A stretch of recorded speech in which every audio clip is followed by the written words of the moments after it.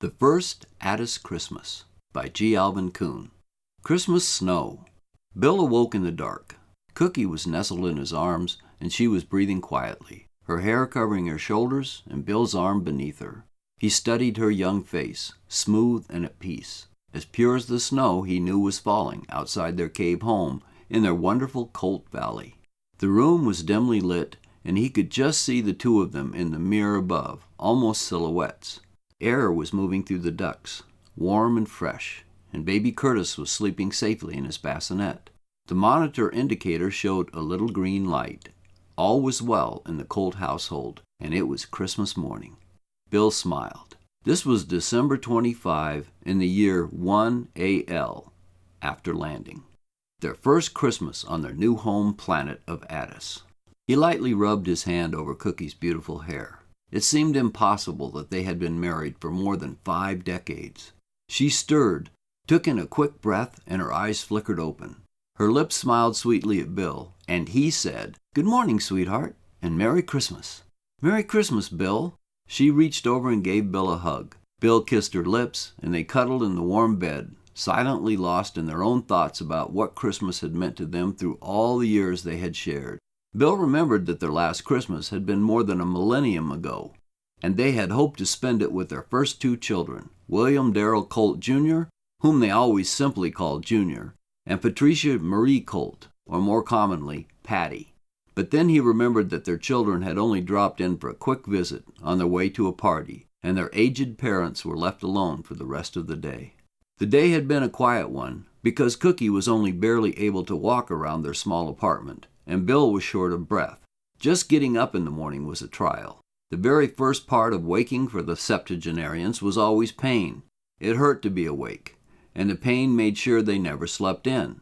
Once they were able to get to their feet and use the bathroom, they were taxed nearly to their limit to get into the kitchen and find something to eat for breakfast. They shared a cup of coffee at their kitchen table and held hands. Somehow they managed to smile at one another because they were still so deeply in love that even the pain in their worn-out bodies couldn't depress them. Cookie then had long gray hair, and her face was worn by the years, but she still was the most beautiful thing Bill had ever seen. When she smiled, Bill couldn't see her wrinkles or her gray hair. All he saw was his bride on their wedding day, with long honey blonde hair, bright green eyes, and a smile that lit up his entire world. She was the love of his life, and time had only added layer after layer of love over that initial fire that was kindled the very first time he saw his wife, when her name was Amber Judith Cooper, though even then her friends called her Cookie. They were married on September 22nd, 2174 AD in Corvallis, Oregon, on a planet that was so far away they couldn't really picture the light years that spanned the 10 galaxies that lay between Earth and the planet where they now lived. Earth spawned Christmas, and the species from which this couple had been born.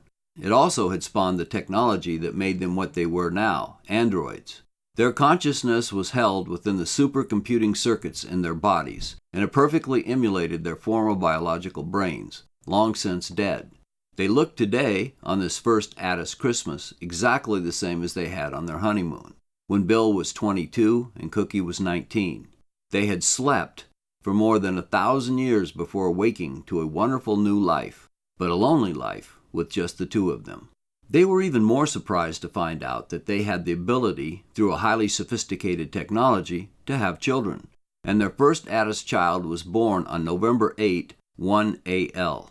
Now little Curtis was sleeping soundly, blissfully ignorant of any special significance of a day called Christmas. One day he would dance around and eagerly wait for the moment he could open his presents. But for now, he was happy to sleep. Technology allowed these 2 troglodytes to live life, not only as young and vibrant adults, but it also provided a standard of living that was higher than the one that they had enjoyed, using the term loosely, on Earth. They were soon up, showered, and dressed for the day, and breakfast was delightful. As androids, their system needed power to operate, and it had no biological components. So whatever they ate needed to be high in calories for their nanobot maintenance components to use. They had no fat cells, only a power system to keep charged, and so gaining weight was impossible. It was part of their new existence that they very much enjoyed. But it wasn't the best part. for they found themselves to be living within a second honeymoon that never ended. It was wonderful. They were dressed as they had been when they honeymooned at Niagara Falls, with Bill in his pajama bottoms and Cookie wearing one of Bill's t-shirts. Their dining room had a fireplace, and it was blazing away as they sat and drank their coffee. Their cups were in opposite hands, as left-handed Bill and right-handed Cookie warmly held the offhand of the other, when Bill didn't have his arm around his lovely wife. Bill set his cup down and said, "I think I'll give you your present now." "What present?" Cookie asked in surprise. "Just a minute," Bill said. He hopped up and ran into the living room, and around the corner and down the hall to his office.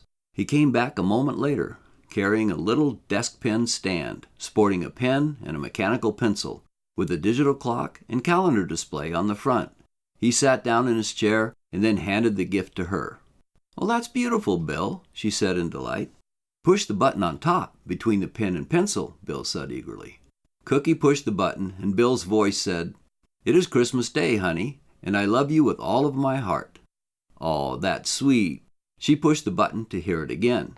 "It has only been 5 seconds, and I love you even more than when you pushed the button before." Cookie laughed, and she pushed the button again. "It is still December 25, and yes, my dearest Cookie, I love you even more." Cookie shook her head and smiled. "Bill, I didn't get you a present." She pushed the button again. "Honey, please find me, and I will gladly show you how much I love you." Cookie hopped up laughing and jumped into Bill's lap and said, "Okay, show me how much you love me." "Now, that's the present I asked for in my letter to Santa," Bill said happily. After Curtis woke up for his feeding, they brought him out into the living room where they all could enjoy the tree and Christmas decorations. The nativity scene was a three-dimensional animation, with baby Jesus moving his arms, Mary reaching down to adjust his wrappings and the straw in the manger. Joseph was watching over Mary, and the wise men were kneeling and offering their gifts. Shepherds looked on, and the animals were moving around very quietly. It was not just a loop that was repetitious. The same basic things happened, but the order changed, and the way things occurred was different each time. It was almost as though all the people and animals were really alive, and this scene was their entire universe. "I wonder what those magi would have thought of Attis," Bill said. "I still don't know what to think of it myself," Cookie said as she snuggled closer to Bill on the love seat. Bill hugged her tightly. "Well, I know that I think it's wonderful," Bill said. "Cold in the winter, but wonderful." "Sir and Madam," Bert, their house computer, said. "Yes, Bert," Bill said. "Epoxy 1 has cleared a walking path for you, as you requested." "Thanks, Bert," Cookie said. "You are welcome, Madam."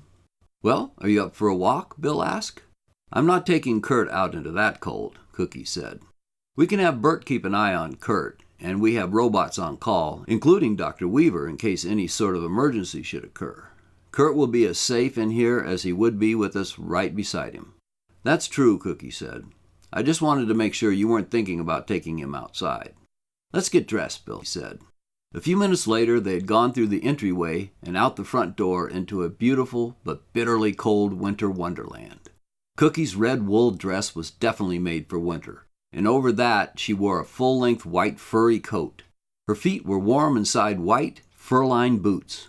Bill was in boots, heavy flannel shirt, and dungaree pants, with a thick pea coat over the top. They both had on fur-lined gloves, but their noses were targeted by the cold as they held hands and stepped out into the falling snow.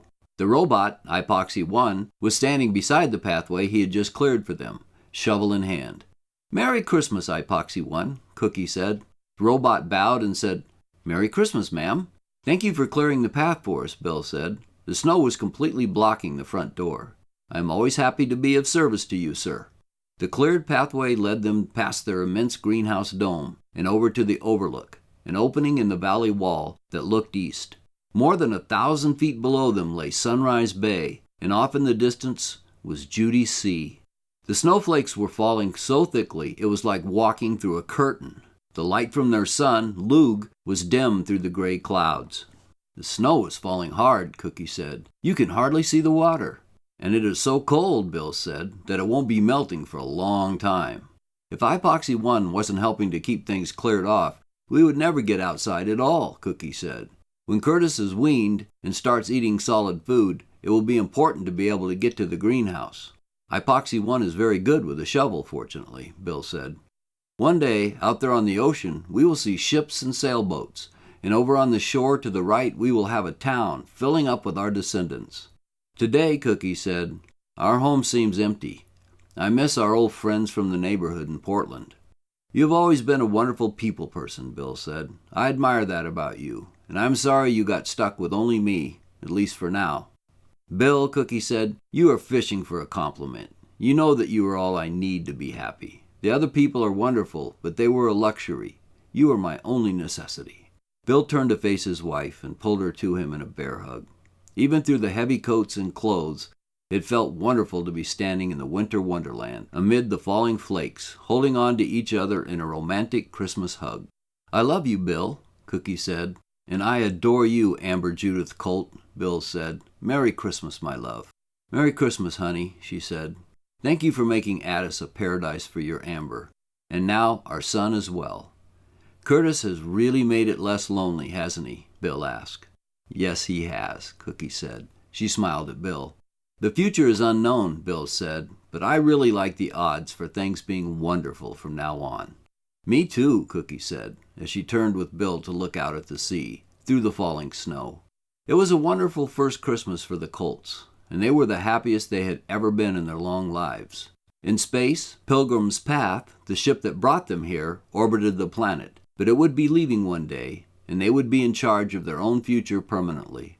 The Colt Valley was their private Garden of Eden, and they were the Attis Adam and Eve. It was up to them to watch out for serpents.